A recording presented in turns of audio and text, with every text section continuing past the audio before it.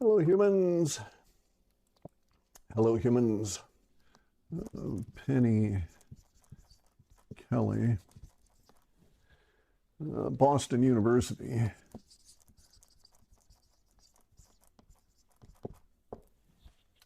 And Corey Good.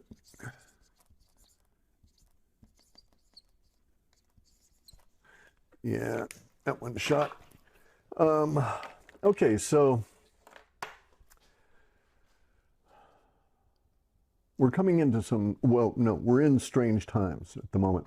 The reason I'm sort of moving a little slow is I've been working really hard in my big clean here that goes along with the big ugly that's happening in the outer world. So as the world gets ugly and stupid, I come on in and clean. It's just what I do. And I decided to go through and review every damn thing I own here and get it all skookum, right? As I try and clean up my action relative to the rest of the world. So in that sense, I'm attempting to get every damn dollar I possibly can out of any financial institution that I think is shaky, and I think a lot of them are shaky. It appears as though, according to Catherine Austin Fitts and the activities that are emerging so far, that we're going to have the Fed defend the dollar, not the banks.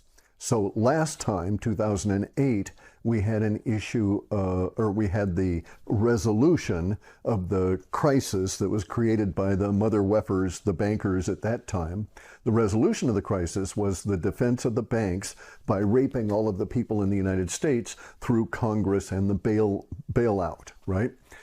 And there's some possibility they were saying that, no, we can still have, all right, so now the solution is going to be that they're going to save the dollar, quote, save the dollar. It won't work.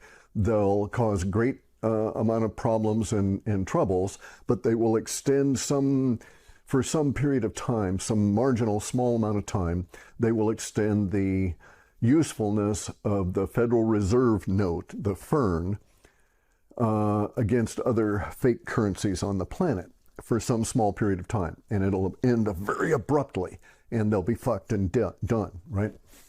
But what they're going to do is to keep raising rates. Now, in the 70s, we had mortgage rates that were like 18 and 19%, variable, adjustable on top of that. It was hellacious. I think the prime rate at one point was over 20%.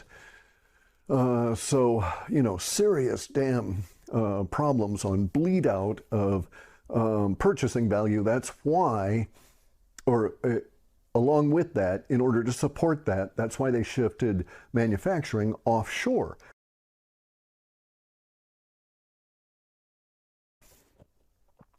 In order to extend the dollar. And so now they're going to do this. They're going to try and defend the dollar, defend the FERN, and they won't care about what fails. They won't care about what crashes, which means the banks are going to come down, unlike the last time, right? And so we'll see major banking failures. I think it will stop at the very, very, very small regionals, right? I think the small regionals, there's many of those that may be sound enough to survive this crisis. Credit unions are probably, especially isolated individual kind of credit unions, not regionally associated, are probably reasonably sound, right? But my point now is I need to clean my act up relative to the degradation around me, especially of the banking system.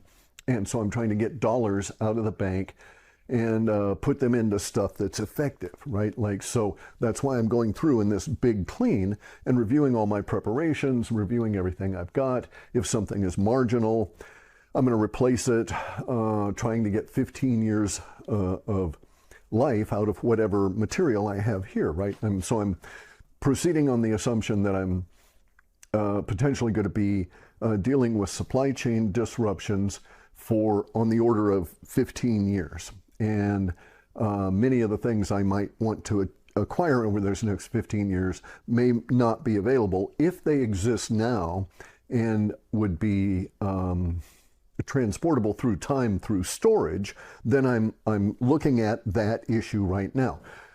so like my pressure cooker was a little, is old. So I got a new pressure cooker. And so it dawns on me at that same time, oh, I may have to do my own food preservation in the future if supply chains get this wonky. So I got myself a, a steam canner, right? So I can do pressure canning, as well as just regular water bath canning. Those kind of things. So that's what I'm doing now. It's part of this big clean. It's very refreshing in terms of a big key feeling, right? And cleansing the mind of worry and examining all of this. And at the same time, I'm getting rid of tons of stuff and whittling down all the crap I've stored that I just won't get around to using. Now, my plan for going forward into the future in this period of time of disruption and financial and so on chaos is to be decentralized and distributed in my activities as well as my assets. But in order to do that, as I was saying, I had to get balanced. I had to look at all of the stuff that I had stored and ascertain whether it's going to do well, especially in this environment with all the salt air and the ions and so forth. So that's where I'm at now. I'm going to continue with this big clean. That's why I'm writing it in big letters, big clean, because I've got going through the whole house, going through everything. As I encounter stuff, I put it right and get it organized. And move on to the next one, right? And I will come back and revisit some things that would be too time consuming to go through at a minutia level now, and I'll just do that later in the winter when we're socked in here by giant storms and I can't get out and so on, right? I'll just dart over to the office and maybe sit here and sort all of my vitamin supplies, that kind of thing, right? Maybe I'll alphabetize them, who knows? But they won't be in a big, just thrown into a big bin. Anyway, so in my big clean, I'm thinking, and during this period of time, working in the office here, even to a certain extent, working out and about on the property, because I've got multiple parts of the big clean, right? So I'm repairing tractors and all of this kind of shit. Thus the dirtiness. But this is a coast, so fuck it. It's come as you are, right? Anyway, so during this period of time, I'm mostly listening, not watching. Occasionally I'll come and watch to see if there's some nuance of facial expression I need to see. Maybe I'll watch these videos, but mostly I'm listening to videos. So I've been listening to a shitload of videos about a variety of subjects here, some of which are quite interesting. But I'm not going to go into most of those, but I am going to bring up some salient points about some of the things that are going on that I've run across here recently. I have to add another one here. I think the guy's name is Freaks. I think it's Charlie. Anyway, so I got to get back to my big clean. So I want to just step through this relatively quickly. So there's a really good video with Stephen Greer talking to this guy, and I apologize for not knowing his name.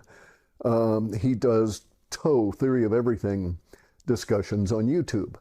You can probably just put in TOE and Stephen Greer in like the last week or so, and it would show up. You'd find out who this guy is, and he has lots of really good interviews. Physics mainly, science, UFOs, some woo stuff. But anyway, the one with Stephen Greer was really quite exceptional in terms of, I like Greer.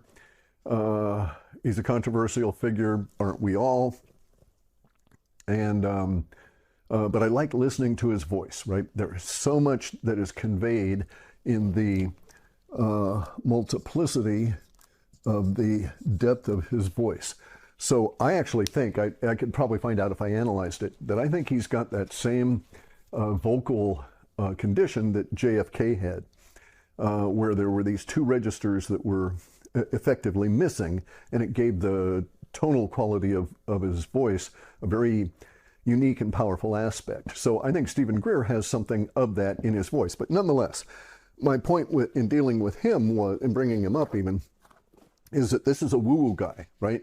This is a guy that talks about UFOs and space aliens and all of that, and he's consumed with it, yet he comes from a background of science, although, you know, allopathic science, right? And that's my point. Okay, so it is Dr. Stephen Greer. I think he was also at one point an administrator for a company that did urgent care, right? In any event, though, so he has science in his background, and he's observant, and he's also a woo guy. And I'm listening to this interview and going along, all of a sudden a hard stop, because it dawns on me what he's saying. So Stephen Greer buys into the idea that there is an existential threat to the planet because of human activity. And so Stephen Greer's whole thing on this video was he's got this new project coming out, and this new project is all about these suppressed technologies going back hundreds and hundreds of years that could free us and eliminate this existential threat. So in other words, it appears that Stephen Greer believes in this the climate change hoax, right? So you got to be careful.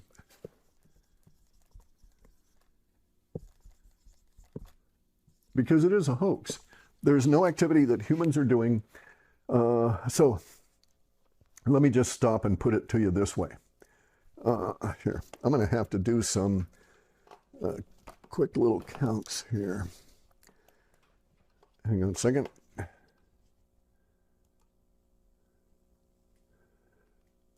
Okay, so the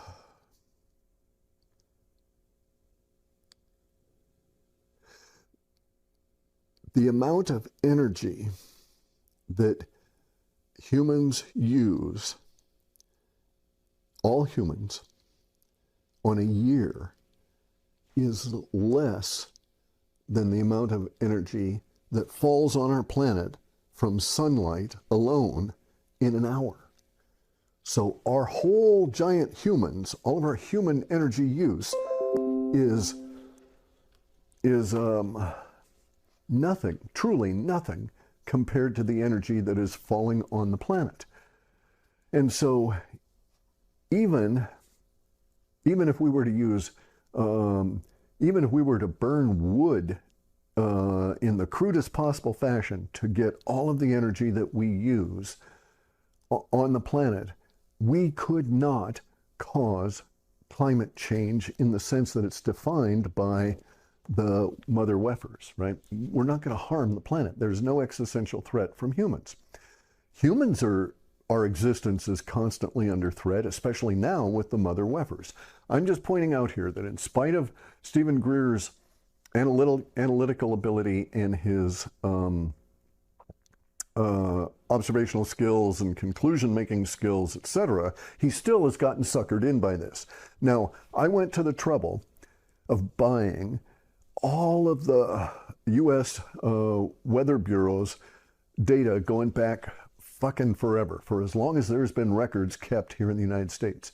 I also bought geophysical records from for temperature and so on from England and from other places. I wrote a quick little C program that opens up the file and just hunts in regions and by years for the first appearance of a 95 degree or higher day, and I actually had to drop that down to 90 degrees because the data was too shocking and it was an abrupt skew. So 90 degrees or higher, the first 90 degrees Fahrenheit or higher day, when did that occur in the year, and then the total number of them and the spread of how far they spread throughout the year. And I did this in areas that were 22 degrees latitude and higher or 22 degrees latitude and lower in the case of the physical year, because I got some data from, like 100 plus years of data from South America. And I discovered that relative to temperature, we're declining.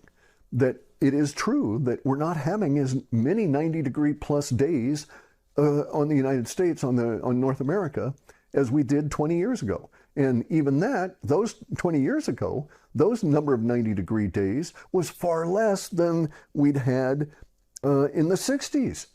So spread across just even my lifetime, we're entering into a cold period. There is no, so if it's climate change, we need to start burning more oil and creating more heat in order to actually try and cause an effect, because humans are not in any way heating the planet up. There's, when these people say climate change, I want to say, yeah, right, okay, and basically,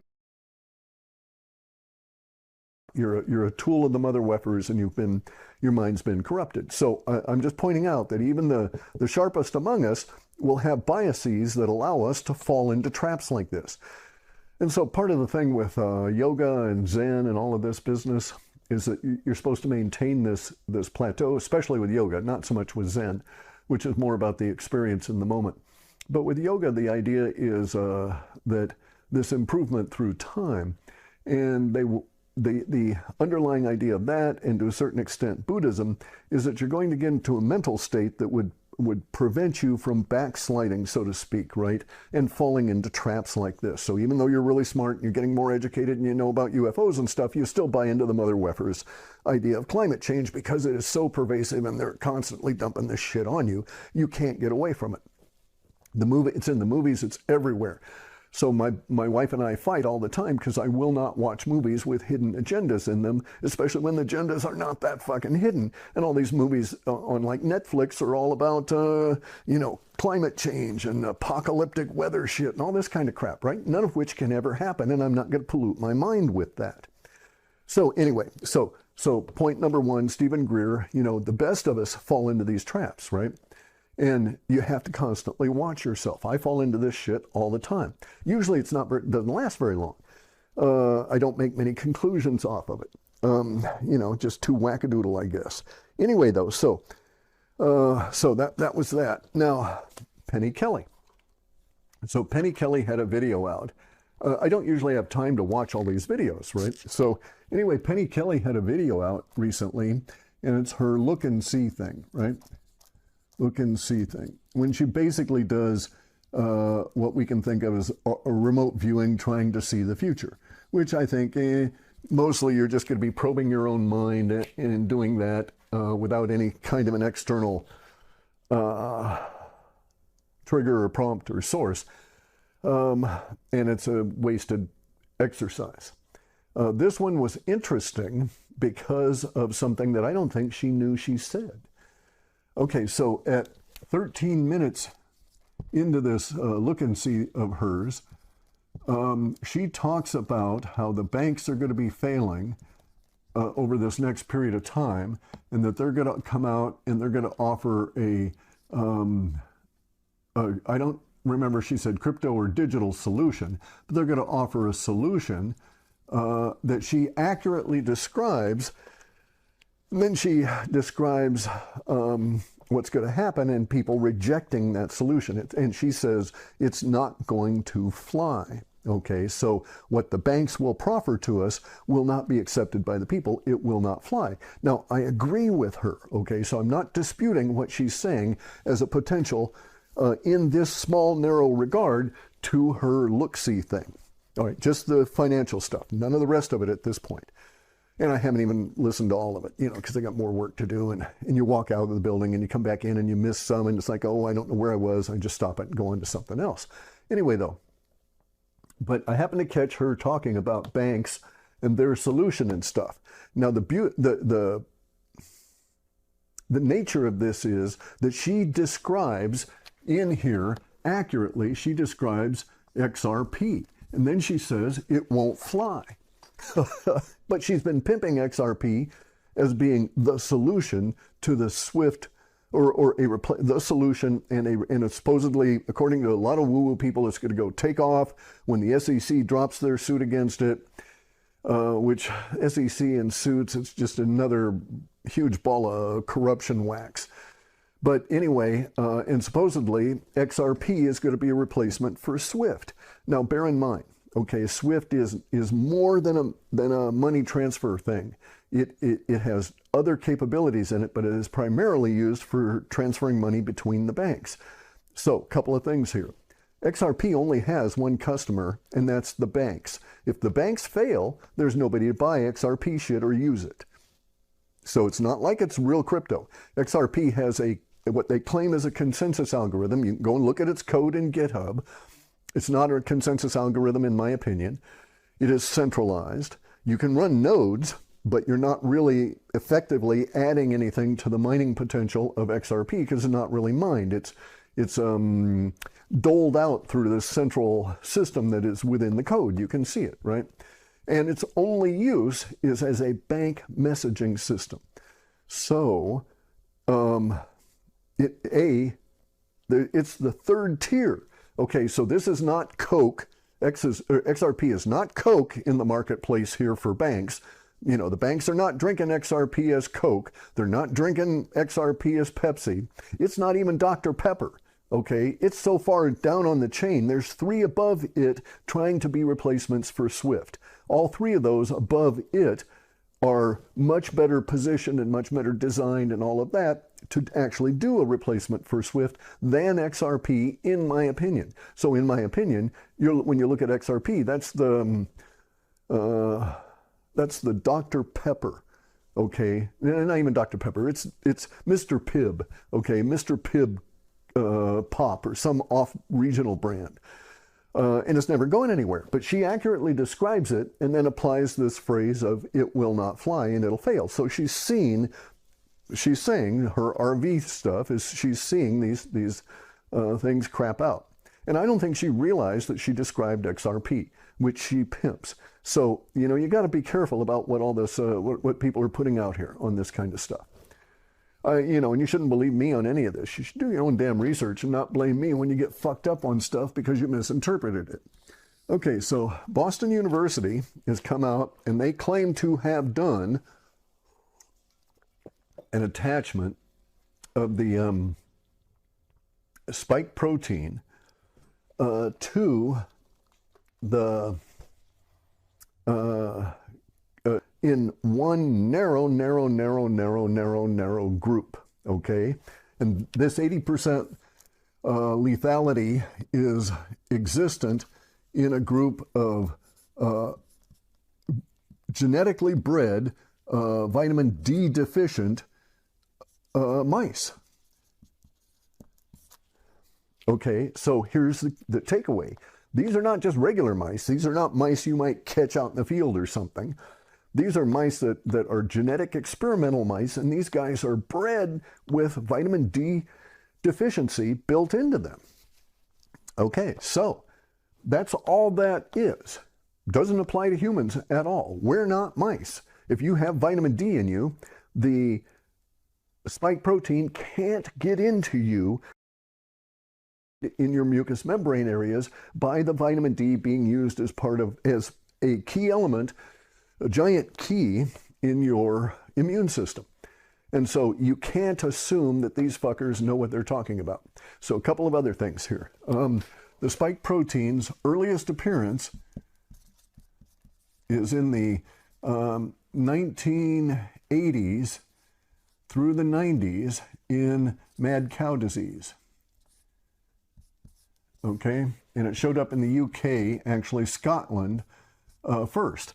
And the supposition, the bullshit story is that the spike protein came down and drifted down with these prions from space in ice meteorites, landed on the hills in Scotland, which aren't that very big hills.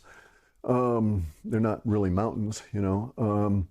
And then the cows ate it and they got the stuff. Okay, maybe that happened, right? But in any event, that's where we see our first, if you go and scout through the literature, this is where you first start seeing spike protein stuff start popping up, right? So we've been dealing with it since the 80s and the 90s. So that's point number one.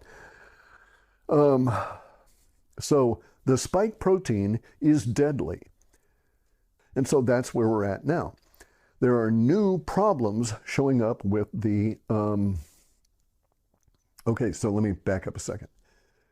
All right, so the injection of it is what causes the spike protein to get around your immune system and get into you and fuck you over.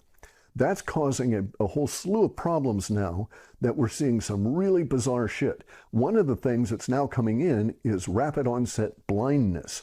And so we're getting a lot of people that are relatively young, and this is a very sad state of affairs. But here's the thing on that. Some of these effects with the spike protein will be able to be dealt with. So I'm of the opinion that the type of blindness that's affecting these people probably could be staved off and or recovered by getting the spike protein out of the optical system via way of ivermectin, which binds it and helps get out of it. So I think there's some level of hope for some of the symptoms, but it was never a good idea to get the spike protein injected into you. Now, this is another one of my opinions. You don't have to believe it or trust it or anything, but here's the deal. I went through the Columbia University virology. I mean, I took the whole fucking course. I also took a molecular biology course at the same time to fill in gaps in my knowledge so that I would better understand virology. Virology course, in my opinion, is just filled with unsupported assumptions, or poorly supported assumptions, or assumptions that are supported by data that I assume that I think is corrupt. And so I don't think virology works the way that the virologists understand it. And I think that their ignorance and their assumptions have allowed all kinds of proliferation of bad information and bizarro ideas. So there is an idea that I've dealt with since the 1960s. So my dad went through the War College in Leavenworth, Kansas, and I didn't like Leavenworth. It's an okay place, but it was shit in the 60s then. But anyway, so the U.S. or Department of Defense in the 1960s, in the War College material, and I was bored. It took my dad a while, like 8 months, to go through the course there. I read all of his material because the library was pretty poor at the time. We didn't have internet, and I went through that library real quick. And in fact, I'd read most of the stuff that was there anyway, in terms of, age-appropriate material. So I started getting into the War College material, which was age-inappropriate, but it didn't matter much. Anyway, the War College in the 1960s was of the opinion that by the time we reached the 1980s, so only 20 years ahead of the time that they were writing this, they were anticipating that we would get into the points in order to get the DNA to flatten out and spread out on this gel substance. DNA shows up as this little, let me get another color there, and I'll just do it as like this. Okay, so DNA shows up as these, in your display is something like this, right? There's all this information and all these lines that, and we're talking really microfine, so there would be there'd be 40,000 of them in the display. So you'd have at least 40 K's worth of data in the display right there for the genes. The issue is, for all of us, is that what a gene is not decided. So you've got some companies that are saying that, this area right here over to there and that area right there is a gene. And a gene has this many elements in it. You got other companies saying, no, that's bullshit, that you can't start here, that gene has to start over there, it's got to have these extra 2 elements, and so on. So all these companies are fighting about what an actual gene is. There's some quasi-supportable information about genes relative to DNA and crimes and stuff that you can say that, yeah, the probability is that kid there is this woman's son, right? You can have that kind of relationship, but it's only a probability. And it gets really wonky when you start actually getting into the details of it. A lot of it disappears in terms of your certainty. So DNA is one of those things where you drill deeper into it, the more you get uncertain about the results you've gotten so far. And again, it's proven by the genome companies going bust. They're not doing tailor-made anti-disease things based on your DNA. Most of that effort is crapped out. I've got lots of history, economic history on that, showing that it just doesn't work. So I'm saying that from my understanding here and my understanding now of our immune system, but from my understanding from the Chapel Hill, North Carolina studies, they were working with source DNA that was Chinese. The Chinese people are the most vitamin D deficient people on the planet. By culture, they avoid sunlight and they don't supplement. So no wonder they expected a very high lethality rate. Anyway, so I don't think it's possible to do, at this stage anyway, any kind of genetic tinkering with diseases that would produce an 80% lethality rate in humans under any circumstances other than a direct injection, because the human immune system is so robust and so variable. And if everybody's immune system were pumped up by the appropriate amount of supporting material like vitamin D, you're that much better. Just my opinion, right? I don't have any degrees. I got no credentials to offer to you. You can take that opinion and swing it around and throw it and see if it sticks on a wall or whatever, and chuck it away. But that's just where I've come to think about all of this shit over time. Let's see. So with specialized mice, we don't have the ability to make these super lethal bioweapons, in my opinion, at that level. And this is what's frustrated Bill Gates. There's another thing too. There's a practical out and about, right? We know the mother weffers are evil sons of bitches. I mean, terrible, terrible, terrible bastards. Kissinger was talking in the 1970s when he invented the petrodollar in 1971. By 1973, he was talking about the introduction of force of those mothers, but they're really stupid and they can't get it together on this side of it. Okay, so there's that. Now, yeah, Boston University. Okay, so Corey Goode. Okay, so Corey Goode recently came out and said it was all channeled. He channeled it. Okay, it never fucking happened. All of his years trying to sell that shit through Gaia, it never fucking happened. And so he sued me and Jay Widener and this guy under the name of C.W. Chanter. He sued us as part of his suit against this other suit against Gaia that brings Gaia into it again. But he sued me for saying on the internet that I didn't believe his bullshit story, that it was bogus, and here's why I thought it was bogus.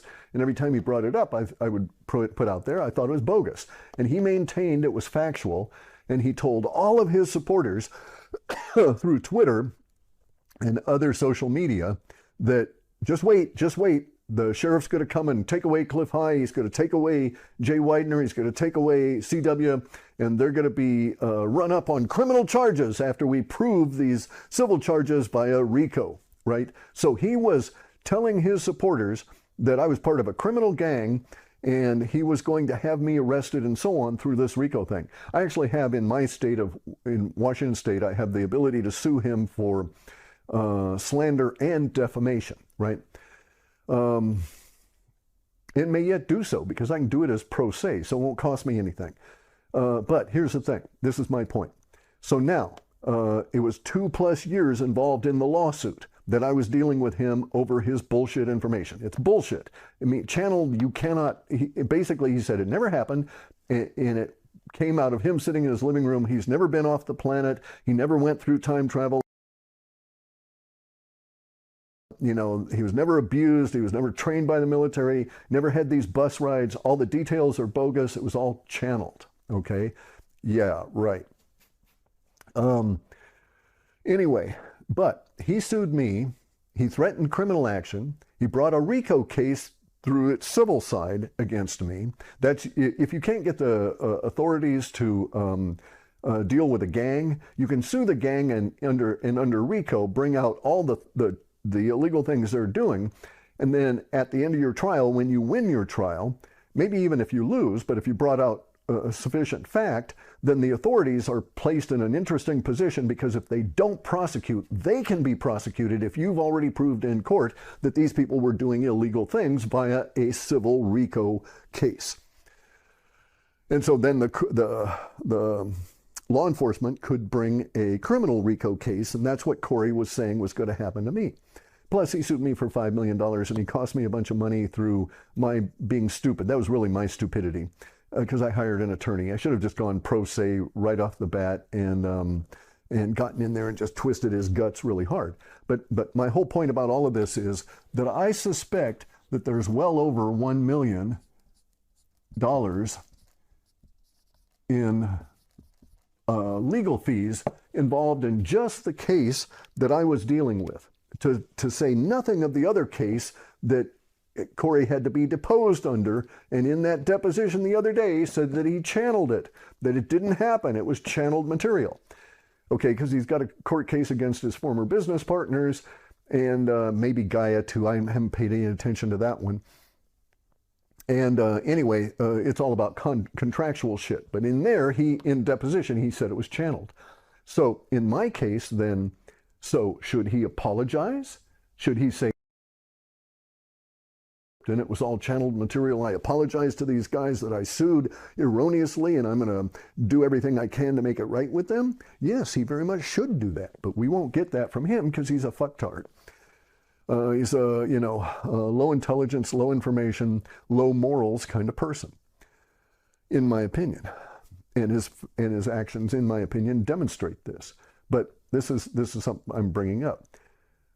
The court was in a nasty position. If we put in all the court time as well, because the court is in a position of helping the attorneys cure a case. So in other words, court procedures are so complex that if your attorney has not had that much experience in pursuing those types of cases, the court feels an obligation to render them assistance, to help them correct their language, to make that a much better suit. So I had to suffer through that curing process 3 times in the suit that he brought against me, where they had to reword it, because every time I replied to all of her shit, I blew her out of the water as all of her stuff is being bogus, right? Anyway, so there's this thing, Rule 11, in procedures, and it has to do with attorneys and their obligation to not bring forth bullshit cases. So she had an obligation to tell Corey Goode, you're going to lose, your case is bullshit, the court won't want to hear it, it's going to waste, because she's an officer of the court, it's going to waste the court's time, and I don't want to put my career at risk by pursuing your case. This is my opinion. She had that obligation. She should do that. She should, in my opinion, as I repeatedly told the court, be censured under this rule for bringing forth all this bullshit from fucktard Corey Goode. I doubt that'll ever happen. The courts are in a weird position with fucktards like Corey and stupid attorneys that he hires. Anyway, so we now know it's channeled. We now know it's all horseshit, that none of that crap happened. So now there's all kinds of questions. Are other people going to get on his case? What about all the other people that stole his material? Now he's said it's channeled and didn't happen. He can actually claim copyright on it. And so they're fucked.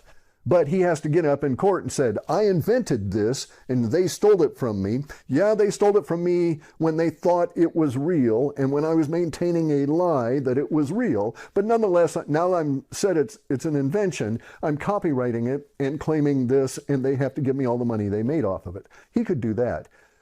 It wouldn't happen, wouldn't work. But so the court case is going to get really interesting now in terms of what the court is going to do, because they've wasted a lot of fucking money, a lot of attorney time, a lot of persons' times on what he now says is a bogus cause for the case that he brought, because he was maintaining the entire time that it was legit and that I was telling lies about his material, which is not true at all. I was analyzing his material and saying, here's the holes in this stupid freaking story. And I got sued for it. But, this shit happens, and there's retribution. So it'll come down. We'll see some of the changes in the court here fairly soon, I think, about this case with us. Now that the other case about the contract has brought this information out. I don't know that they'll be able to actually maintain that case that I was involved with. I was able to get jurisdiction, get kicked free because he had no jurisdiction over it. Anyway, though, so enough of good. He's not.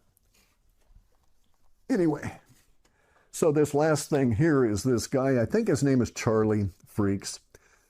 Kerry Cassidy's pimping him. Kerry Cassidy has no discrimination She's totally non-technical, okay? She doesn't understand computer code. She doesn't understand electricity. She doesn't understand radio waves or any of this kind of stuff. She has no technical knowledge.